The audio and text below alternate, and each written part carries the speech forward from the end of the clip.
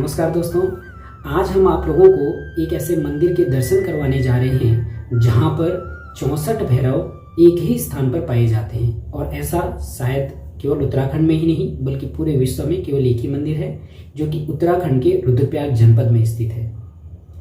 हम इस वीडियो में बात करेंगे कि आप लोग उस 64 भैरव धाम मंदिर तक कैसे पहुंच सकते हैं, भैरवनाथ के इतिहास के विषय में और इस मंदिर के ऐतिहासिक महत्व के विषय में हम इस वीडियो में बात करेंगे। बिकॉज जर्नी इज नॉलेज, यानी यात्रा ही ज्ञान है। तो आइए चलते हैं 64 भैरव धाम मंदिर।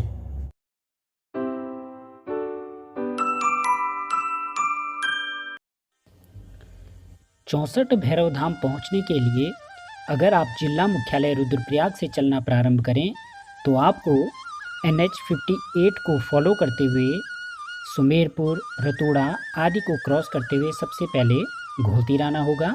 और घोलतीर में अलकनंदा नदी की ओर लेफ्ट साइड में 3 किलोमीटर की पैदल दूरी चलने के बाद आप पहुंच जाओगे 64 भैरव धाम मंदिर। नमस्कार दोस्तों, और हम लोग जा रहे हैं आज 64 भैरव धाम मंदिर और हमारी टीम में हैं विनोद सेमवाल जी और सुदर्शन मंडवाल जी जो कि आगे निकल रहे हैं। 64 भैरव धाम का नाम हमने बहुत कम सुना है, लेकिन ये जो मंदिर है ये रुद्रप्रयाग से बहुत कम दूरी पर स्थित है। तो आइए आपको लिए चलते हैं 64 भैरव धाम मंदिर। पैदल मार्ग पर चलते हुए आप जो ही अलकनंदा नदी को क्रॉस करते हो तो एक रास्ता जो कि राइट साइड में जाता है वो कोटगी गांव के लिए जाता है और दूसरा रास्ता जाता है 64 भैरव धाम मंदिर के लिए। तो हम भी लेफ्ट साइड के मार्ग पर आगे बढ़ते चलेंगे।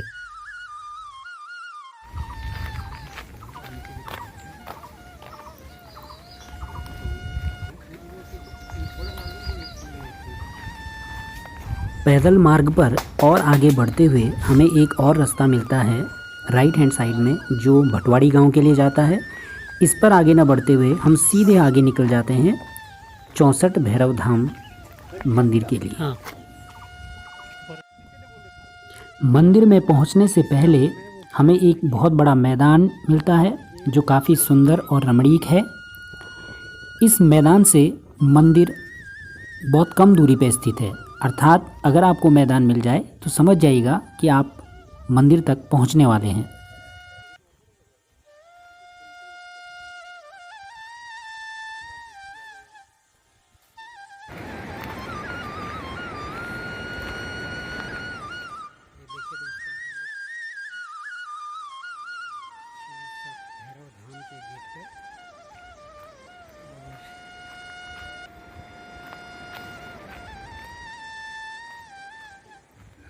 आखिरकार हम लोग पौन घंटे चलने के बाद 64 भैरव धाम मंदिर तक पहुंच चुके थे।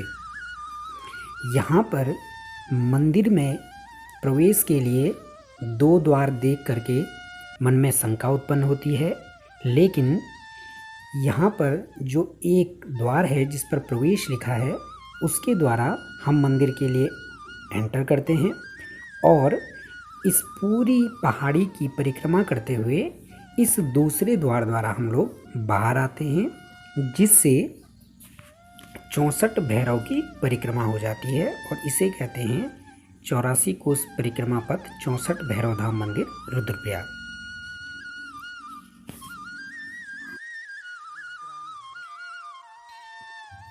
मंदिर के पुजारी द्वारा इस पूरे परिक्रमण पथ पर कुछ त्रिशूल लगाए गए हैं जिनकी संख्या 64 है और ये त्रिशूल पूरे रास्ते पर जहां आपको परिक्रमा करनी होती है वहां लगाए गए हैं।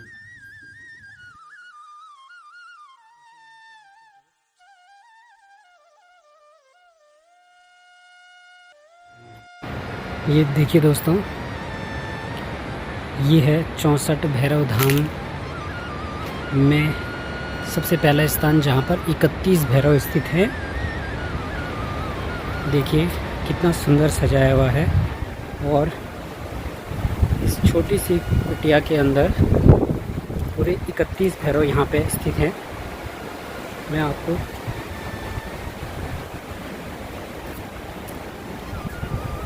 मंदिर के अंदर पूरे 31 भैरव के दर्शन करवाना चाहता हूँ। देखिए यहाँ से अगर शुरू करें तो ये जो कंप्लीट बैठे हुए हैं ये 31 भैरव हैं।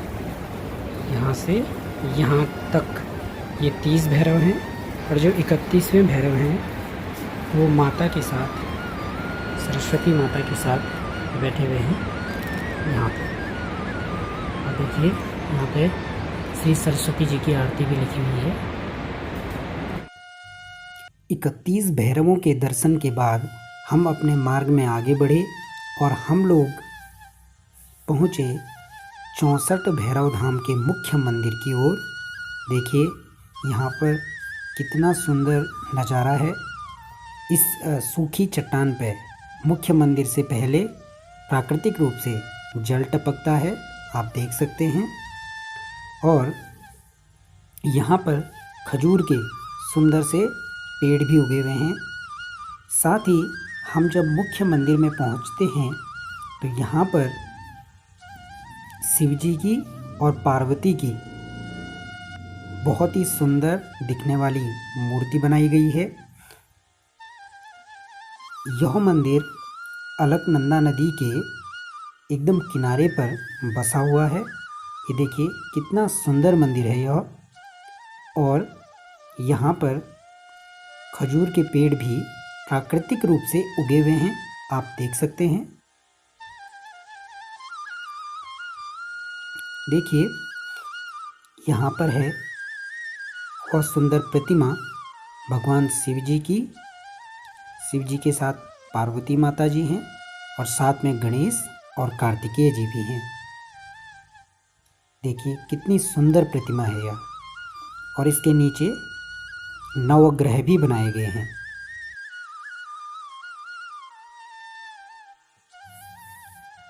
इसी प्रतिमा के बगल में 12 ज्योतिर्लिंगों को भी स्थापित किया गया है। हमने इन 12 ज्योतिर्लिंगों के दर्शन से अपने जीवन को धन्य किया और उसके बाद हम मुख्य मंदिर में भैरवनाथ जी के दर्शन के लिए ऊपर गए।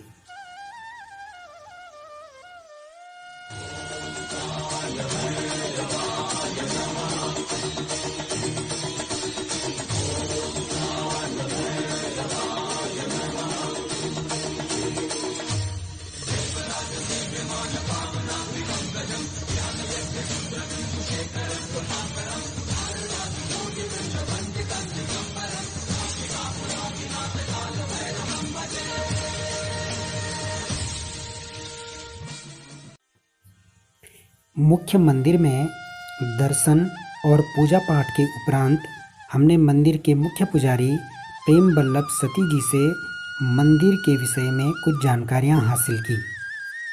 बगल में हनुमान जी છે, अलग अलग तट पर शमशानी भैरव છે। ये कुंभटी प्रारंभ होने की व्यवस्था है। ये थी जगह से यहाँ कुछ नहीं चाहिए। ये जब यहाँ शरण में हुए जब कोई मनोकामना पूर्ण होगी, दुपड़ी होती है, करोड़ों रुपये बिलियन के यहाँ तो लोगों को कल्याण हुए, जन कल्याण की तत्व वस्तु ये खबर ऐच माती माँ लक्ष्मी थी, पाताल भैरव थी। काली के साथ कालनाथ भैरव, लक्ष्मी के साथ पाताल भैरव। जगबन आप आए थे वो माँ शारदा और विज्ञान भैरव। ये 3 प्रमुख पीठ है, महाकाली, महालक्ष्मी और महासरस्वती। अब भैरवनाथ जी अर्धांगिनी जी माने 2 जगह, एक MP में मिली, एक आप रुद्रप्रयाग जनपद उत्तराखंड में। भैरवनाथ जी की अर्धांगिनी माने शिव जी की आराधना में पार्वती, राम जी सीता है, राधा जी कृष्ण की राधा है। यानी भैरवनाथ जी अर्धांगिनी की माँ भैरवी। ये जब संकट लगे थे, दुख लगे थे तो केस माँ बल और बैठी बात लड़े लगे तो वो 5 रानी भी ये देवते शरण में आई थी। तो 5 रानी शरण में आई, माँ भैरवी के दर्शन में आई। तो माथी माँ भैरवी थी भैरवनाथ जी की। एकादश गणपति छिन ये तीर्थ पर 84 देवता छिन, एकादशी गणपति छिन। तो महाकाली, महालक्ष्मी ये 3 प्रमुख द्वार छिन। एक अष्टविनायक को बचे, एक भगवत इंजोर बहर जान तब यात्रा पूर्ण होगी जब अष्टविनायक का दर्शन करेगा। ये मुई सत्य कितने जो गाना लोग बन जाए। यहाँ पे जो मांगता है उसको वो प्राप्त हो जाता है। यहाँ पर ये वृक्ष पर ये तो परखा नहीं होती, ये तो माठ होनी है, ये पौड़ पर यहाँ परखा नहीं होती। कभी भी कितनी भी बारिश आ जाएगी, 5 स्थान ये तो परखा नहीं पड़ती। तो यहाँ पे ये है शक्ति का प्रतीक माने महाकाली क्या है, एक शक्तिदायिनी है। जल को रूपी माँ अन्नपूर्णा देखा पिछले पर द्वादश ज्योतिर्लिंग अलग अलग इनमें मतलब 108 देवता थे और 84 देवता ये बिरद 84 कोष परिक्रमा 64 घरों का जिला में जैन ये परिक्रमा लगेगी वो कल्याण, एक शादी नहीं होगी, एक लोड़ा नहीं होना, एक कोई व्यवस्था नहीं है, ये मैंने व्यवस्था चाहिए एक देवता पेड़ आ रहा था माने काम तक ही नहीं बढ़ा काम जाओ बहुत बुढ़ के बहुत ज़्यादा लगे होता है। भैरवनाथ की उत्पत्ति के विषय में 2 कथाएं प्रचलित हैं। पहली मान्यता के अनुसार बहुत समय पहले ब्रह्मा, विष्णु व महेश में कौन श्रेष्ठ है इस बात को लेकर बहस उत्पन्न हुई और वे एक ऋषि के पास गए और ऋषि ने शिव को श्रेष्ठ बताया। तब ब्रह्मा ने नाराज होकर शिव को अपशब्द कहे। तभी भगवान शंकर के क्रोधित रक्त से एक भयंकर दिखने वाली प्रचंड काया शिव के अंश के रूप में उत्पन्न हुई, जिसे भैरवनाथ के नाम से जाना जाता है। दूसरी प्रचलित कथा के अनुसार राजा दक्ष प्रजापति द्वारा शिव को यज्ञ में न बुलाए जाने पर माता द्वारा यज्ञ कुंड में देहत्याग किया गया, जिससे शिव अत्यंत क्रोधित हुए और शिव के क्रोध से दंडधारी भैरवनाथ की उत्पत्ति हुई। फिर शिव शंकर माता सती के जलते हुए शरीर को लेकर ब्रह्मांड में विचरण करने लगे। तब भगवान विष्णु ने अपने चक्र से माता सती के शरीर के 52 अंश किए, जो पृथ्वी में जहाँ भी गिरे वहाँ शक्तिपीठ स्थापित हुए और भैरवनाथ उन जगहों पर उनकी रक्षा करने के लिए स्थापित हुए। इस प्रकार 52 शक्तिपीठों में 52 भैरव हैं और शेष 12 भैरव शिव के 12 ज्योतिर्लिंगों में स्थित हैं। इस प्रकार कुल 64 भैरव हुए। सबल बल विघातम क्षेपालय कपालम विकटकटिकरालम हाटहासम विशालम करगत करबालम नागयज्ञोपवीतम भज जन शिवरूपम भैरवम भूतनाथम भैरवम भूतनाथम।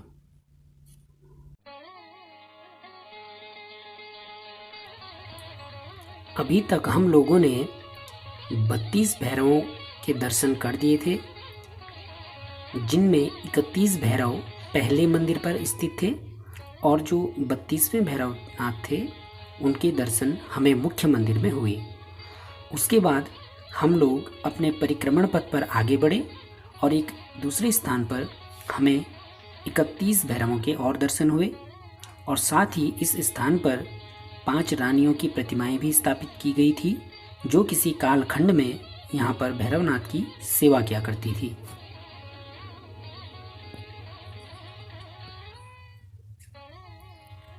ये देखिए दोस्तों, यहाँ पर क्रमशः ये सभी भैरवनाथ की प्रतिमाएं स्थापित की गई हैं।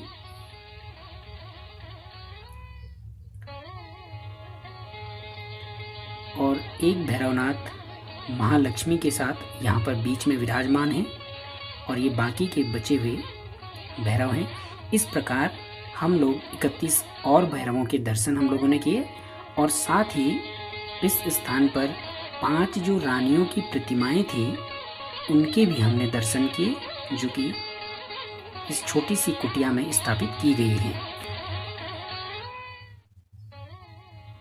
5 रानियां हैं या 5 रानियां से? हाँ, गली जमान में सद बोलते ना। हाँ, लोडी रंजे के पास रानी, पास वाली। अच्छा। हम नौ से बड़ा रानी, ये माता भैरवी, माता की।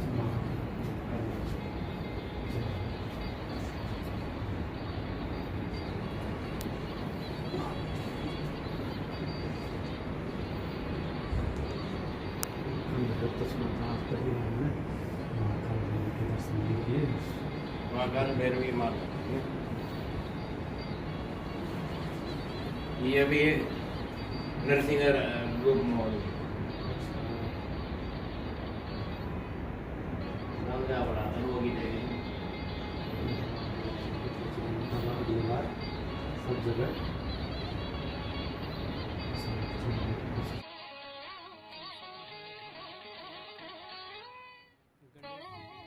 63 भैरवों के दर्शन के बाद अपने परिक्रमण पथ पर थोड़ा सा आगे बढ़ते हुए हमें मिलती है अष्टविनायक गुफा, जिस गुफा में 8 गणपति विराजमान रहते हैं। इस गुफा के विषय में हमें मंदिर के मुख्य पुजारी जी के द्वारा बताया गया कि महाराष्ट्र के एक व्यक्ति को इस गुफा के विषय में सपना हुआ था और उसने ही इसका जीर्णोद्धार करवाया। हम लोगों ने भी इस गुफा में प्रवेश किया। चलिए दोस्तों, मैं आपको गुफा के अंदर लेकर के चलता हूँ। आपको गुफा के अंदर प्रवेश करते हुए इस मंत्र का जाप करना होता है। ओम गंग गणपति नमो नमः, श्री सिद्धिविनायक नमो नमः, अष्टविनायक नमो नमः, मंगल मूर्ति तोरिया, गणपति बप्पा मोरिया। ये देखिए, मंदिर के अंदर 8 गणपति विराजमान हैं। सबसे पहले ये हैं श्री सिद्धिविनायक जी, ये हैं श्री वरद विनायक जी। यहाँ पर अष्टविनायक जी की आरती लिखी है। यहाँ पर हैं श्री मयूरेश्वर, ये हैं श्री बल्लालेश्वर, ये हैं श्री चिंतामणि, यहाँ पर हैं श्री गिरिजात्मज, यहाँ पर हैं श्री महागणपति और ये अंत में हैं श्री विघ्नहर। इनके दर्शनों के उपरांत हम दूसरी ओर से इस गुफा से बाहर निकल गए थे।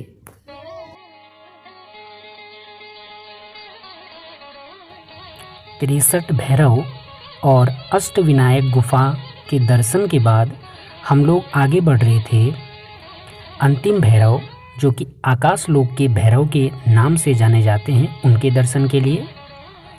और कुछ ही दूरी चलने के बाद हमें दर्शन हुए आकाश लोक के भैरव के। जो मुख्य भैरव थे नीचे मुख्य मंदिर में, वहाँ पर भैरवनाथ जी के चरण माने जाते हैं। आकाश लोक के भैरव में भैरवनाथ जी का मुख माना जाता है। तो लीजिए, आप भी दर्शन कीजिए आकाश लोक के भैरव के।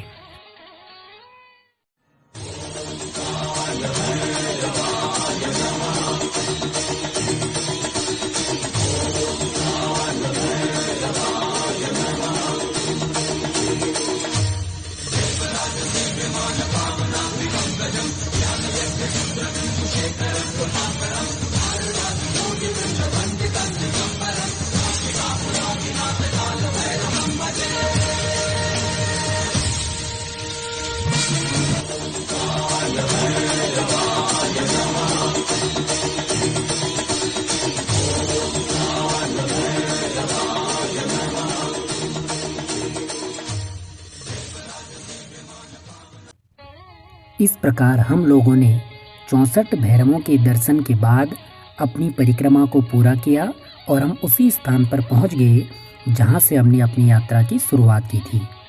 इस प्रकार हमारी इस 64 भैरव धाम यात्रा का सुखद अंत हुआ। अति क्रूर महाकाय कल्पांतम दहनोपमं भैरवम नमस्तुभ्यं अनुज्ञां दातु महर्षि। दिल ये चाहे लगा रहे बस दर पे आना जाना, तार जुड़े जो दर से अब वो टूटे ना।